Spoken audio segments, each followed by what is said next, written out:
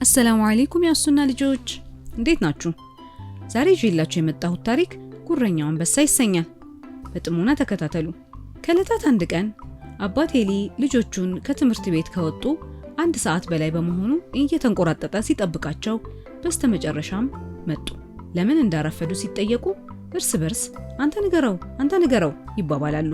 እህቱ ኤሊ ለወንድሟ እስቲ ለአባትህ ንገረው ሁሌ በመናፈሻ በኩል የምትወስደንን ብላ ተቆጥታ ስታወራ አባትየው ለምን ረጅሙን መንገድ ተጠቀማችሁ ብሎ እያወራች በመሃል እናትየዋ ከቤት ወጣ ወንድ ልጇን ለምን እህትህ ተናደደች ብላ ጠየቀችው።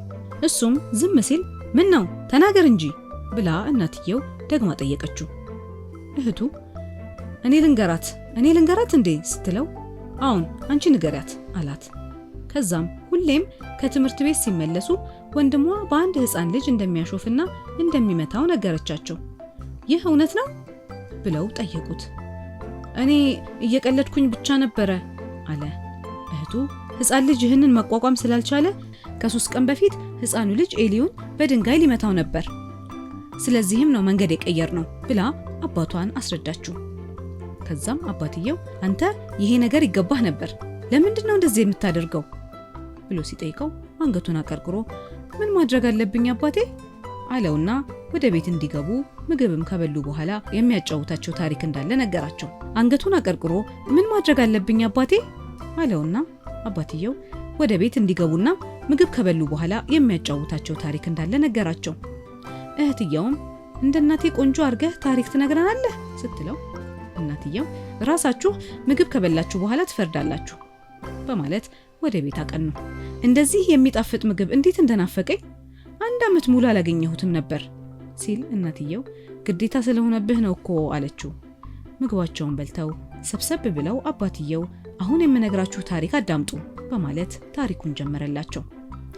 አሁን የምነግርህ ታሪክ ስለ አንድ አንበሳ ታሪክ ነው።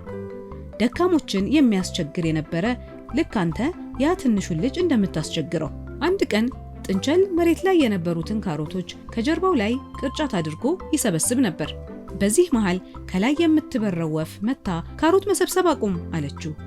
ጥንቸሏ እኔ እኮ ለልጆቼ ነው የምሰበስበው ስትለው ወፉ ንጉሱ ስራህ ላይ እንደምታጓድል ተናግረዋል። ጥንቸሉም እንዴት አጎላለሁ? ትላንት ራሱ ስራ ሰዓት ካለፈ በኋላ ነው ጨልሞብኝ ነው ወደ ቤቴ የገባሁት።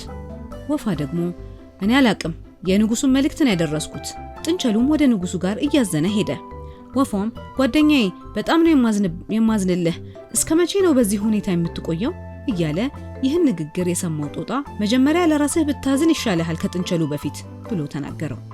ከዛም ወፋ መቼ ሰዓት ጀምሮ ነበርክ ሲለው መቼ ጀምሮ ነው እዚህ ነበርከው? አንተ በፍርሃት መደነስ ከጀመርክ ጀምሮ አለው።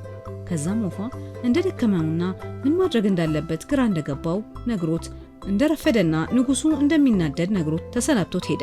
በሌላ በኩል ደግሞ ጥንቸሉ ጉዞውን እየሄደ ደክሞት መንገድ ላይ ከአንበሳው ጋር ተገናኙ። በዚህ ጊዜ ወፏ ከላይ እየበረረች አንበሳውን ስታየው ተርበተበተች። እስካሁን የት ነበርክ ሲለው ጥንቸሏን እየፈለግኩ ነበር አለው።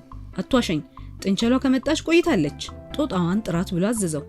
በመቀጠል ንጉሱ ጥንቸል ምንድነው የተሸከምሽው ሲላት ካሮት ለልጆቼ ስትለው እኔ የካሮት ሽታ አልወድም፣ ሁለተኛ ይዘሽ እንዳትመጪ በማለት የተሸከመችውን ካሮት መሬት ላይ ገልብጦ በእግሩ ረጋገጠባት። ከዛም ጥሏት ሄደ። ጥንቸልን በማዘን ማልቀስ ጀመረች። ጦጣዋ ድንጋይ ላይ ተኝታ ሳለ ወፏ እየተጣራች መጣች። ጦጣ ምን ሆነህ ነው? ምን ፈልገህ ነው አለው። ቶሎ በል ንጉሱ ይፈልግሃል፣ አርፍደሃል፣ ና እንሂድ ስትለው አልመጣም አብደሃል አለው። አልመጣም፣ ካሁን በኋላ እሱን እንደማላገላግለው ንገሪው አላት። ወፏ እባክህ እኔ የቀልድ ጊዜ የለኝም፣ አትሰሚም እንዴ? እኔ ያልኩትን ነገር ንገሪው፣ ከምሬን ነው ብሎ ነገራት። ወፏም እየበረረች ሄደች። በሌላ በኩል ደግሞ ዝሆኑ ከዛፍ ላይ በኮምቢው ብርቱካን እየቆረጠ ወፏ እያለከለከ ወደ ዝሆኑ ተጠጋች። የጦጣውን ነገር ነገረው። ዝሆኑ ምን ነካው? ይሄ ጦጣ ሁላችንን ሊያስጠቃን ነው እንዴ? ምን ነካው ብሎ ሄዶ እንዲያናግረው ጠየቀው። ዝሆኑ ወደ ጦጣ አመራ። መይሙን እያለ ተጣራ። ሲያገኘው እርግጠኛ ነኝ ወፏ ነች የላከችህ። ዝሆኑም ምን ሆነህ ነው መይሙን? ህይወታችን በዚህ ጫካ እንዲቋጭ ነው እንደምትፈልገው አለው። መይሙንም ከዛፍ ላይ ወርዶ ይህ ሁሉ ፍርሃት ምንድነው? ከዚህ በላይ ምን ይፈጠራል? እንድታውቀው የምፈልገው ካሁን በኋላ አንበሳውን አላገለግለውም ሲለው መቼም እየቀለድክ መሆን አለበት አለ ዝሆን። ቀልዴን አይደለም ብሎ መለሰለት። ዝሆኑ አዝኖ ወደ ወፏ ጋር ሄዶ የተፈጠረውን ነገር ነገራት። ምን እንደሚሻላቸው ግራ ገብቷቸው መመካከር ጀመሩ። አንበሳው እየተንቆራጠጠ መጣ። ወፏ እንደተለመደው እየተርበተበተች አንበሳ ጋር መጣች። የት ነበርሽ እስካሁን ሲላት መይሙን መምጣት እንደማይፈልግ ልነግርህ ነው ብላ ለአንበሳው ነገረችው። አንበሳው ምን ያረጋቸው ይሆን? መይሙንስ እንዴት ይሆን? ቀጣዩን ክፍል ሳምንት ጠብቁ። ወሰላሙ አለይኩም ወራህመቱላሂ ወበረካቱ።